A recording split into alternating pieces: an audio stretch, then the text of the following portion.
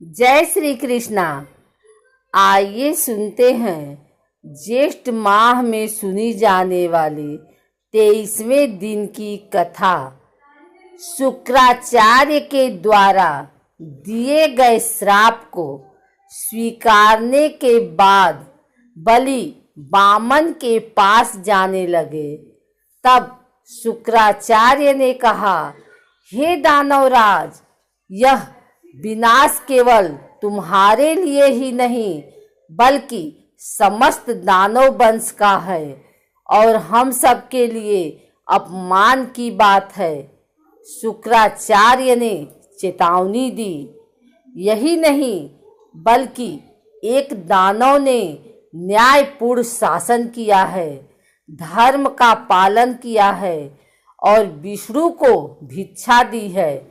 इस प्रकार समस्त दानव वंश के लिए यश का भी तो कारण बन सकता है।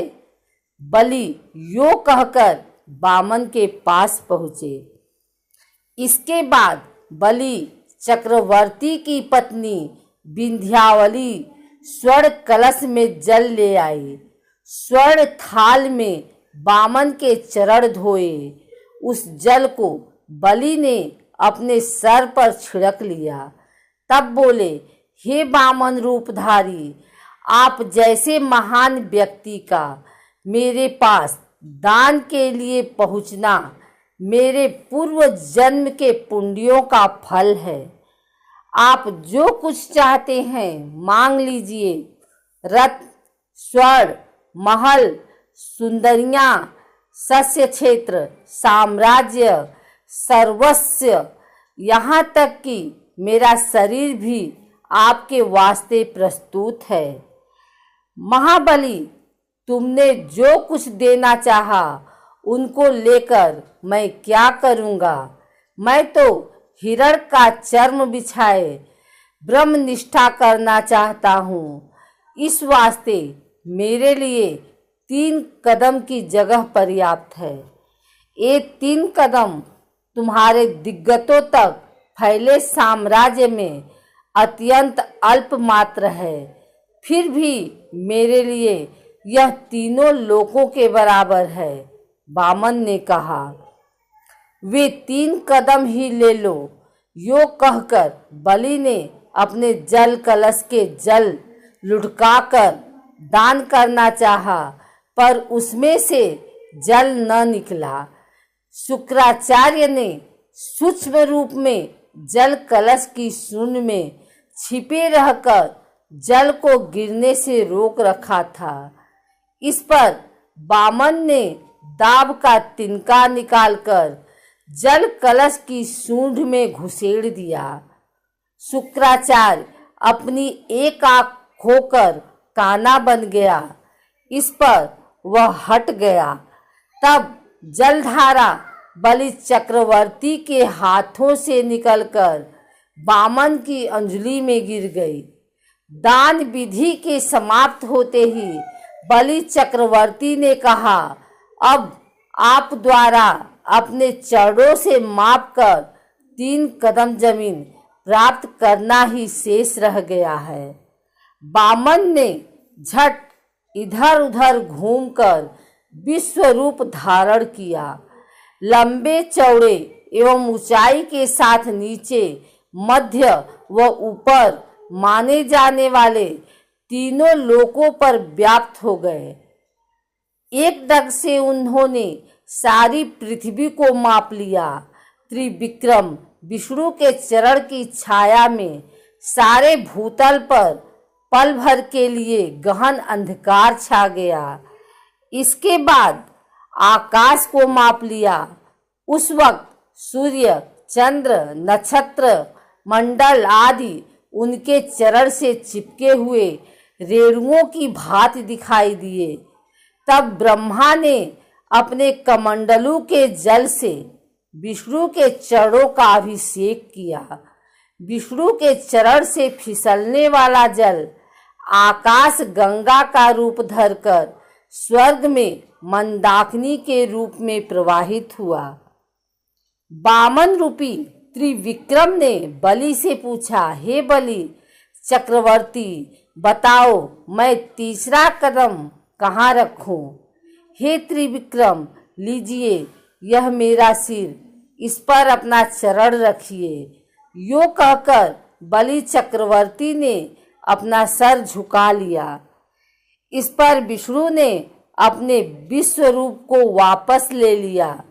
फिर से वामन बनकर बलि के सर पर चरण रखकर बोले, बलि, पृथ्वी तथा आकाश को पूर्ण रूप से मापने वाला यह मेरा चरण तुम्हारे सर को पूर्ण रूप से माप नहीं पा रहा है।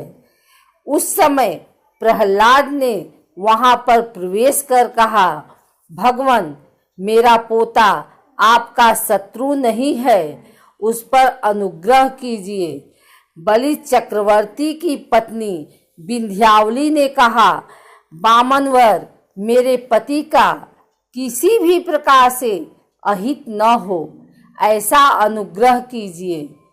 बहन, आपके पति के लिए हानि पहुंचाना किसी के लिए भी संभव नहीं है, इसलिए तो मैंने याचक बनकर उनसे दान लिया है।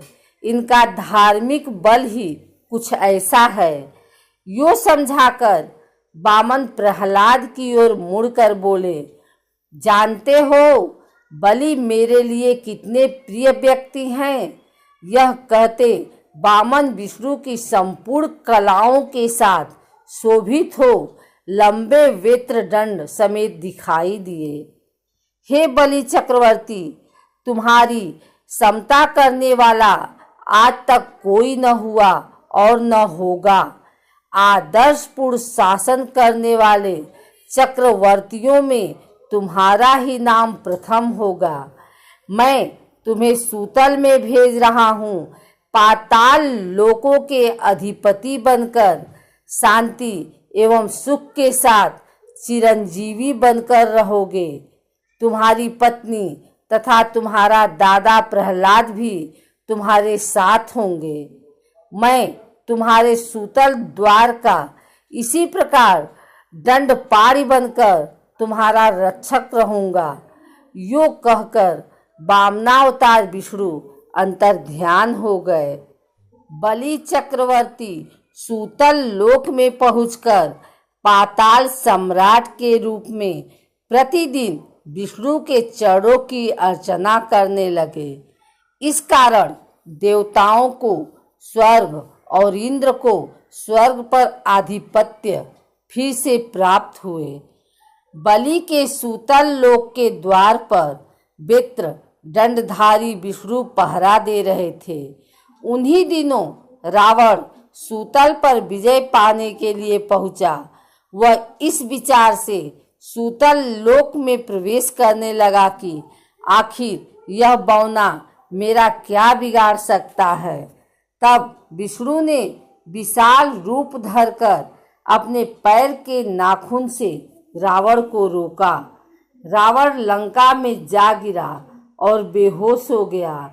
इसके बाद उसने कभी पाताल की ओर आंख उठाकर देखने की हिम्मत नहीं की। बलि चक्रवर्ती का यह नियम था कि वह जिस प्रदेश पर शासन करते थे उसका निरीक्षण अदृश्य रूप में वर्ष में एक बार कम से कम अवश्य करते थे। इसी विचार से पृथ्वी पर अपने सुसंपन्नता एवं शांतिपूर्ण शासन तथा वहाँ की सस्य श्यामल फसलों का वे निरीक्षण करने आए। वे सस्यों को पुष्टि और जीवनी शक्ति प्रदान करते, कृमि कीटों से उनकी रक्षा करते।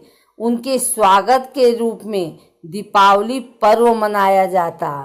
दूसरे दिन बलि प्रथम के रूप में उनकी पूजा की जाती। वामन के त्रिविक्रम आकाश विजय के चिन्ह के रूप में आकाश दीप सजाया जाता। दक्षिण महासमुद्र में बलि चक्रवर्ती के पृथ्वी पर पहुंचने के द्वार के रूप में एक द्वीप उत्पन्न हुआ जो बाली द्वीप के नाम से प्रसिद्ध है।